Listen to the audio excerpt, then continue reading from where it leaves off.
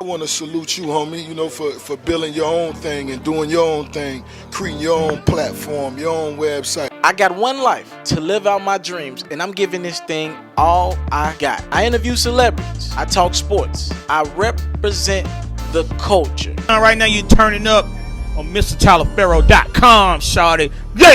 All right, how's everybody doing? We are back with this MrTaliaferro.com. Now, I have the esteemed pleasure, a great honor. Now, this guy has been all over the country telling his story. His story is remarkable. I'm going to let him tell it a little bit more. But this guy, I mean, not only on the you know, just running and everything, on the track field, but his story goes deeper than that. Just him growing up. I'm going to let him tell it. I'm here with Blake Leeper. Thank you so much. Yeah, thanks for having me. Yeah, appreciate it. I just, you know, every day I'm just blessed to be here. You know, you go back and look at my story. Here I was, born with a congenital birth defect. Doctor said I would never walk a day in my life. Both my legs didn't develop in the womb. So I was fitted with prosthetics by the time I was 9 months. Yeah. But the beauty part about it was my mother and my father and my friends and my family, they made a decision that failure wasn't going to be an option. You know, even though I do look different physically, even though I am missing my legs, it doesn't define who I am as a person. And so, you know, one of my favorite quotes that my mom always told me, you know, is life is 10% of what you're dealt with and 90% on how you deal with it, Coach Lou Holtz. And that's so true. My 10% is my legs. You know, I am missing my legs, and you know, it is terrible, and I do have my bad times, but I still have 90% to show the world what I truly can do with my life, and that's what I truly believe each and every day. Can you go further in your childhood, Blake? Just having the two prosthetic legs and you know, growing up trying to play sports and do the things that the other kids were doing. Yeah. I mean, I go back, and that's why I truly love sports, because about sports, you know, people judge me. They look at my legs and they think I can't do it. I tell people my biggest disability is not my legs. It's what people think I can do with my legs. So I use sports to show them, like, don't treat me any different. You're going to guard me on the basketball court. You're going to play me in the baseball field. Respect me in the classroom. Respect me when you see me in the community. So I love playing basketball and baseball just to show the world that I'm no different. But I did have my hard time. I can remember there was a time when I was playing t-ball and I wanted to hit a home run for my father and my teammates so they'd be happy for me. And I hit the ball as far as I can and get around the bases. And by the time I get to second base, on my way to third, my leg falls off, right? And here I am laying in the dirt, you know, just really frustrated, right? I was mad. I was mad at myself. I was mad at the world, you know, and I hit that point in my life where I was thinking, this isn't fair, right? Why me? Like, I don't get this. Why me?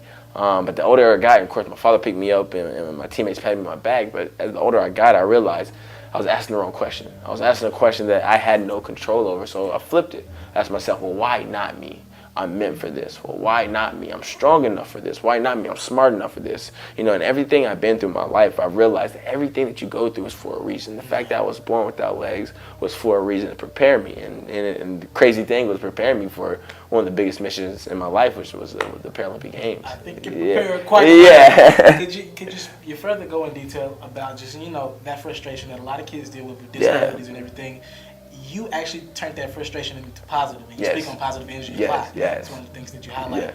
How do you not use some of that frustration and just be mad at the world? It's so easy. It's the easy way out, but you use it and turn it into positive. Yeah, you know, and the crazy thing is, and I think this one has been the biggest blessings of me with my disability and the things I've been able to do, running, traveling. I've been able to travel all around the world. I've been seeing see a lot of people with disabilities, and they don't have the same tools that I might have, or in worse situations. And at the end of the day, I'm not gonna, you know, I'm a realist. Having no legs, you know, like I said, I do have my tough days, but honestly, I can honestly look at myself and I look at the world and tell the world, and say, yes, my case might be bad, but it could be so much worse. You know, and you honestly do. You just have to look at it. It's like looking at the glass half full instead of half empty. Yes, it's bad, and yes, we have our bad days, but at the end of the day, we gotta be thankful and blessed for the things that we do have, and make lemonade out of the lemons that you do, and live life to the fullest. And that's all you can do, and it's out of your hands. And like one of my favorite other quotes, you know, I like to think about, only two things you have control over is attitude and effort. That's it.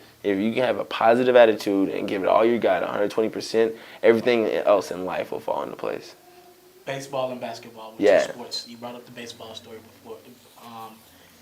those are two of your sports that you like to play when you were little. You weren't even in the track. Yeah. Now, can you explain the transition? What even got you in the Yeah, track? you know, it's crazy. I played baseball and basketball. I didn't run track at all. I used to go watch my friends at the track meets, and it's funny to think that, you know, here I am. I have no legs. You know, I wear prosthetic legs. I call them my walking legs. I'm slow. I never thought I could run track and field a day in my life. I would laugh when people asked or thought about it. I actually did run cross country in middle school in my walking legs, 2 or 3 miles a day, which I always would come in last. But at the end of the day, for me, it was just about finishing. So I played baseball. I played basketball in high school. I knew I wasn't going to go to the NBA or MLB, so I went to college. You know, went to University of Tennessee. Applied physics and pre-med was my major. You're from Tennessee? Yeah, I'm from Tennessee as well. I wanted to be an orthopedic surgeon to help kids in similar situations that I face. I wanted to go back and help them and connect with them. And it was my freshman year in 2007 where I seen the Paralympic Games on TV in Beijing, and I seen my fellow teammates run 100 meters and made top 10. I literally was sitting on my bed, jumped up like, oh my gosh, there's something out there for me. I've never run a race a day in my life. I've never didn't even know what the blades were. I just knew that's what I wanted to do. So I got on the phone. I started making phone calls. I started sending emails. Hey, I'm Blake Leeper. This is what I want to do. I play basketball. I play baseball. I would love to get in track and field. Of course, I heard a lot of no's. Sounds great. You hear that, oh, it's a great inspiration. Good luck, but I can't help you. I heard a lot of no's, but you know, it's something that I truly believed in myself. So as many no's as I heard, I kept pushing. And finally, when I almost gave up, I heard one yes. It was from the Challenge Athletes Foundation, and they sponsored my first pair of running legs. And within those 2 years, I got the running legs. I qualified for the U.S. Paralympic team, and I'm in London running in front of 85,000 people. Now, dealing with the Paralympics, Yes. you know, oftentimes I've heard you speak about this as well in the past. Yes. People kind of treat you guys as, oh, he did good. But yes. how do you kind of draw that line? Because you're an actual competitor. Yeah. You want to win. Yeah. When you go out, you don't just go out for second place. Yeah. How do you deal with, you know, that this kind of balance? Right And it's tough because, you know, people at Paralympics, they confuse us with the Special Olympics, which is nothing is wrong with Special Olympics. It's just with an intellectual disability. To where us, it's just a physical disability. But what people don't understand, as a Paralympian, we train just as hard as the Olympians. We work with Olympians, we train with long Olympians, and our times are actually getting faster as close to the Olympians. So there's a Paralympic jumper from Germany who's jumping 8.5 meters, and it's getting closer and beating able-bodied guys. You had your Oscar Pistorius, you know, that ran in the able-bodied Olympics. You know, me, myself, I'm trying to qualify for the Olympic team. And coming up in 2016 in Rio and be the first. We're gonna get it. Getting that. But and for me, at the end of the day, I tell people, a lot of people just do not know about Paralympics. They have never really seen a race. I've never seen a blade runner. I ran on the UT field for the UT Alabama game, right? And so I ran down the field one way, and I was jogging, and everybody was clapping, like, oh, that's cute, you know what I mean? And on the way back, I sprinted the whole way back, and then everybody stood up and they gave me a standing ovation. And that was a chance, because you understand, that's the first time they've ever seen a blade runner. That's the first time they've ever seen a guy on blades run. They don't know how fast that can really go. And at the end of the day, it's education. Just showing the world and showing people how fast we truly are, how hard we really work, and how the best we really want to be. And I tell people, if you watch one Paralympic race, you become a fan for life. You just brought up that UT Alabama game, running on the field. That is just one of many impactful moments you've been able to be part of. Could you just speak about what's this all been like? Just kind of sitting down and just all these moments you've been able to be you know, it's like a dream. You know, it was like I was in school one day, you know, going to class, and all of a sudden I just wake up and in this world of just, you know, UT Alabama game, Arsenio Hall show, Queen Latifah show. I've been to the White House, met the president, and you know, and the first lady. All these things that started happening to me are blessings on top of blessings. And when I really look back and think about it, I tell people, when you have a disability, right? And at the end of the day, everybody has a disability, whether you're short, tall, you wear glasses, big feet, small feet. Nobody's perfect, right? When you have a disability and you try to hide, you know, fit into the crowd and try to hide it, right? You're hurting yourself. You live a below average life, right? But when you accept yourself and say, you know what, this is who I am as a person, accept me, I'm proud of who I am, and notice your flaws and take advantage of your flaws, reverse it, you know, use your flaws to goodness, that's when you start living an above average life, and that's when you start really can take control. And that's what happened to me this whole time. I was just trying to fit in, right? I was just didn't want to be noticed, want to hide my legs, and something came into my life where I had to show who I am. I had to become a blade runner. I started wearing shorts now, and the second that happened, my life just truly exploded, and all these great things, has happened. And at the end of the day, the doctor said I would never walk. Yeah. He said I would never run, jump, play sports or do it. I've been in a wheelchair, power wheelchair my whole life, and here I am saying that I'm running around the world, running around the nation, showing kids, inspiring kids. Is truly a blessing and a testament that anything is truly possible in life. If you have the right mindset, the right foundation, and the right determination, you can overcome any challenge. Blake, how important is faith and family? Oh my goodness. What's your journey? Oh my God, it's where it starts. My favorite quote is Philippians 4:13. I can do all things through Christ Jesus who strengthens me. I'm a huge believer. My mom had me in church at an early age, and that's when you really get the strength, right? When you can let go and let God, and just let Him just control your path. You have to understand, I was gonna be an orthopedic surgeon. I wanted to be a doctor, right? And here I am. He has me on the track, right? And it's funny because my whole, when I would say my prayers and ask for His guidance, I just want to help people. That's all I want to do. If I'm in a hospital, if I'm doing surgery, I'm helping people. That wasn't part of His plan, but his main goal was, I'm here helping people. I'm still here changing lives. So at the end of the day, you just got to believe. You got to have your faith, and you got to let go and let God and let Him control your life and lead you in the right direction. And now you're helping people on a slightly bigger platform. Yeah, and a bigger platform, yeah. Now, I was watching some footage on YouTube. Okay, the yeah. Arsenio Hall show. Oh, yeah. I don't have the budget for Arsenio Hall, so I can't just bring out a Bo Jackson. Okay. Bo Jackson is someone you look Yes. up to, right? Oh, my goodness. Yeah. So how was that experience for you? And you knew nothing about it. At all. That was my first time on late night TV, so I was nervous myself. Mm-hmm. Arsenio Hall brings me on, and in the pre-show they go over the questions, and they're like, okay, in the middle of the show we're gonna bring out your legs, and you talk about your running legs. Yeah. And I was like, okay, that's great. I'm really excited, and they hit him the whole time, and it was hiding me and make sure he didn't come through.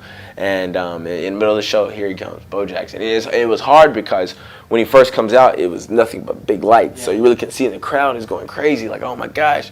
And I'm like, oh yeah, the blades are great. Then he steps up further and I see him like, oh my gosh, it's Bo Jackson. Yeah. If you go back and look at the video, my mouth is wide. Because it's kind of like you see it, you see somebody bringing something out. Right. Like, oh yeah, it's Bo Jackson. And so much was going through my head. First of all, like, how could he get here? Who worked so hard, to get him here with my manager and the group and the team that is around me, for him to actually be here. Because for people who don't know Bo, he doesn't like being in front of the camera that much. He doesn't do that many interviews.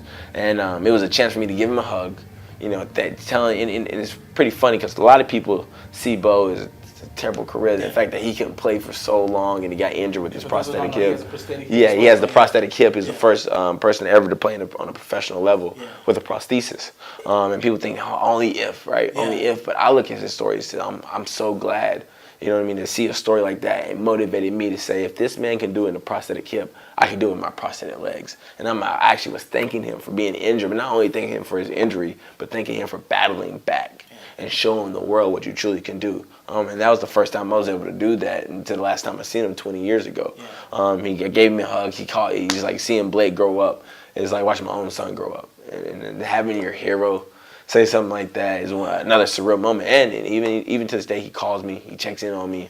I go once a year to go bike for his organization down in Alabama, boat bikes for Alabama.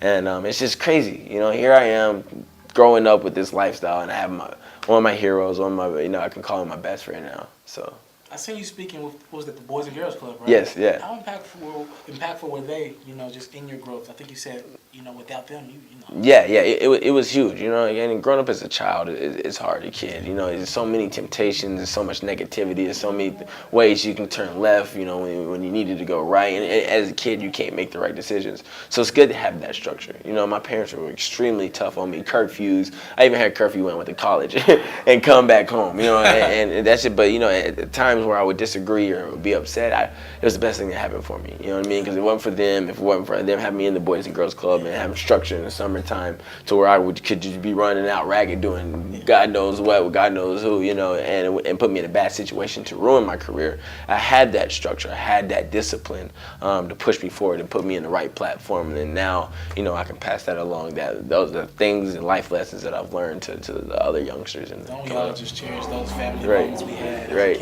Yeah. As far as you, like recently, I know you've been doing stuff like the Celebrity Game. Yeah. That was something that was big on your goal list. Yeah. What was that like? Yeah. Being around like Kevin Hart. Oh my gosh. Yeah, it was crazy. I can check that off my bucket list. First and foremost, played in the Celebrity Game, Madison Square Garden, Wow. New York City. It was truly amazing. Kevin Hart played with Kevin Hart, which he never turns it off. That guy is That's funny. him. That's him. That's him. But people think if you turn, that's him. That's who he is. Played with Common, Idris Elba, Monet Davis.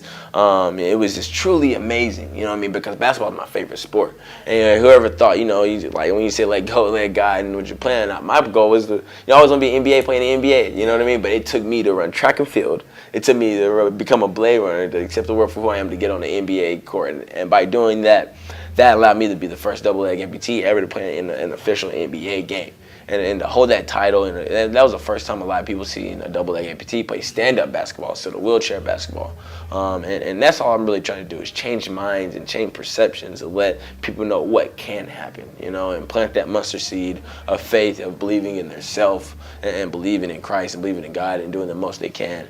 And it was just amazing. And to top it all off, I played on that Friday night. The next night, I bumped into Naomi Campbell's agents, and I walked her fashion show. Wow. Yeah, it was crazy. Man, first Blade Runner walking fashion, I was with Paris Hilton and Kelly Osbourne. That's crazy. That's not even something you put on Yeah. Extra. I just extra. And so here I am backstage, you know, and met Naomi Campbell. Tyson Beckford was there. It was truly, I mean, Justin Bieber was in the crowd. Vivica Fox was in the crowd. It's been a whirlwind of fun. You know what I mean? At the end of the day, I'm just blessed. And I'm thankful for all the things that's happened in my life. You know, when things could have went so wrong, right? When things couldn't have worked out, they did for me. And that just lets you know I'm here for a mission. I'm here for a reason. And I'm doing the most I can to change lives and change mindsets and perceptions. The road to Rio. Yeah. 2016, being the first athlete, correct me if I'm wrong, to be in the Paralympic Games and the Olympic Games. Yeah, for American. Yeah, for the What's American this side. journey been Oh like my since goodness, 2016? it's been crazy. You know, and when I got it all started, you know, that's been one of my main goals from the beginning. Even though I just started running, I've only been running for 5 years, but my times are coming down. I have 2 American records. I had 1 world record, or 3 American records, 1 world record. A couple medals. You know, and for me, I'm so thankful. And I'm so grateful for the opportunities that's presented in front of me. All these medals and all these world records, but I'm not satisfied. And that's always been my mindset. I'm not just okay with this. If I can run faster, if I can do more, I'm going to do it. And so my goal is to be the fastest man in the world, point blank, period, legs or no legs. And to some people that does sound crazy, like, why would you think you would even have the chance to do something like that? You have no legs, Blake. But at the end of the day, I believe in myself. And the doctor said I would walk. So here I am. Why shouldn't I be able to run as fast as you guys? And so I'm training hard every day. I'm at Chula Vista 5 days a week under Al Joyner. He's a triple jump gold medalist and FloJo's husband, the Belay FloJo. So with his information and with the things that's happening in my life, I actually got these. So these are my new running legs. Wow. So I just got these about 2 weeks ago. And the cool thing about these, I've been working on them so much and so hard. I've taken almost about 4 or 5 years to get the right pair. And so with these, I've already dropped my time by 2 seconds already. So I'm getting closer and closer to that qualifying time to qualify for the Olympic trials and hopefully hold that title, be the first disabled double-leg American to qualify for the Olympic Games. And with that title, I'm doing it not saying the Paralympics is not good enough. The Paralympics is great, but I just think the Paralympics needs more notoriety. There's so many great other stories that can be heard and listened to, and there's a kid probably out there that's going through something that's going through just troubling or can't get through something in their head or internally or physically, and they see my story, and they see what I'm going through, and they say, you know what, if Blake can do it, I can do it. And furthermore, who are those people that say no, right? Anyways, the people that say you can't do this anyway. You've proved so many doubters. Yeah. You know, I've heard it my whole life. You know, Blake, you can't do this, you can't do that. You know, you shouldn't do this. How dare you? You're out your mind. You're crazy. And at the end of the day, when you can take that and make that fuel to the fire, you know, just let it build and let it build and let it build and take that, and then when you ignite it and you light that fire, that's when you can show the haters and the naysayers that, you know, you are wrong. But when you get upset and you let them frustrate you, they have control over you. But if you use that as motivation and just when I'm on the track running or when you're in the gym practicing your craft or whatever the situation might be, think about those people who was hating on you and use that as motivation. And so when you explode and when it's showtime and you can show the world that you are the greatest and you did work hard, that's how you get back at them. What's it like? I'm gonna get you out of here. Yeah, gotta go. What's it like going against a Usain Bolt and just in relays? And you spoke about this. I've heard you speak a couple times now. You've been able to just go against the best. Yeah. And someone like a Usain Bolt, does it add a little more adrenaline? Yeah. And what's your relationship with him, if you have? Yeah, it's pretty cool. You know, I was in Brazil actually last year, and we didn't run in the same race, but we was at the same track meet, training at the same facility, hanging out. We got to go out, and they hosted a party for us, and just seeing, you know, understand that to be able to say I'm hanging out with the fastest man in the world, crazy. Fastest man ever is one of the greatest experiences. Just watching him, how he carries himself and how he warms up and how he cools down is just one of the greatest experiences ever. And I joke with him, but I tell him, man, same man, top seed. If we rolling, I might can get you, man. I might can get you. So, but he's a really great guy, a real humble guy. Especially very humble, being the fastest man in the world. It's just a great experience to meet a lot of great people in my life. Blake, I want to congratulate you on thank you everything so you've been much. able to do, man. I appreciate it. Thank you so much. I talked to someone yesterday, and I said, more or less, I'm proud to have this interview. I feel like I'm doing something Thank you. with Thank me, you. Blake Leeper. Thank you. Man, good luck with you in the future. Thank you so got much. so many good things going. I'm pretty sure I'll catch up with you at some point down the line. Definitely. And everybody, it's just MrTelefera.com. And we are here with one of the fastest men, if not the fastest man in the world, Blake Leeper. Life is really hard.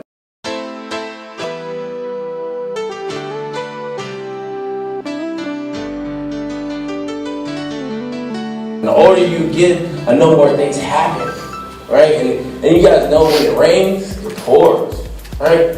I can take you back at time. I remember I was playing T-ball, right? I was only 5, 6 years old.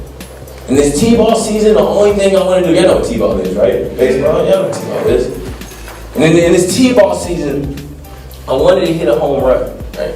I'm gonna do it for 2 reasons. The first reason, for my teammates, right? If I hit a home run, they wouldn't even care about my legs. They would applaud me, they carry me off the field, right? They would start picking me more on different teams. And the second reason is because my dad was the coach, right? And I wanted to make my father so happy, right? They always told him that I could never run or never walk, and if I hit this home run, I'll show them, and he showed them that we did it, right?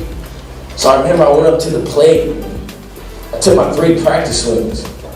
On my 3rd swing, I hit the ball as far as I can. The ball starts flying all in the air, and I start running, right? And my teammates, they're starting cheering. They're like, wow, we never seen Blake do this before. They get up and start clapping for me, and I'm on my way to 1st, and I'm on my way to 2nd. Then on my way to 2nd, I can see my dad jumping up and down with excitement, just like of that. We told him, we got it, we did it, we're about to hit this home run.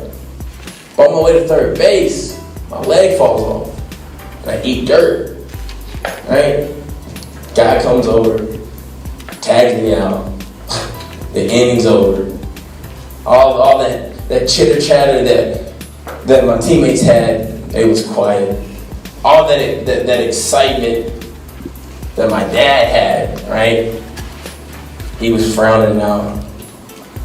And I can remember as I sit in the dirt with my legs off, mad at the world. I was mad at myself. I was mad at the situation. I was mad at everybody, and I said, why? This doesn't make sense. Why me? This ain't fair. My father has legs. My mom has legs. My brother has legs. I don't get it. Why me? This isn't fair. But in that moment, my father picked me up. My teammates put me on my back, right? And as I got older, I realized, guys, I was asking the wrong question. Instead of asking something that you have no control over, I didn't have control over that. That's what it was. It was already written. Yeah. I flipped it. I asked myself, why not me? I'm meant for this. Why not me? I'm strong enough for this. Why not me? I'm smart enough for this. After everything that I've been through in my life, I've realized that everything that we go through as human beings is preparation for our biggest mission and our biggest mission and our biggest mission. So whether it's something small in your life today or something huge, you have to give 120% because you never know how it's going to prepare you. And the same challenges that you faced in the past, you're going to need the same characteristics, right? The same characteristics to overcome the same challenges in the future, right? So all the trials and tribulations that I've been through in my life as a child was preparing me for my biggest mission. 1, 2, 3, going up. If you're looking to book me for an interview video or by phone, if you're looking to have your music or your skill featured on my daily podcast, if you're looking to book me for a speaking engagement to help motivate some kids, if you're looking to have me rock some of your clothing to help promote your brand, make sure you hit me up at booking@ismrteleferro.com. Again, that's booking@ismrteleferro.com.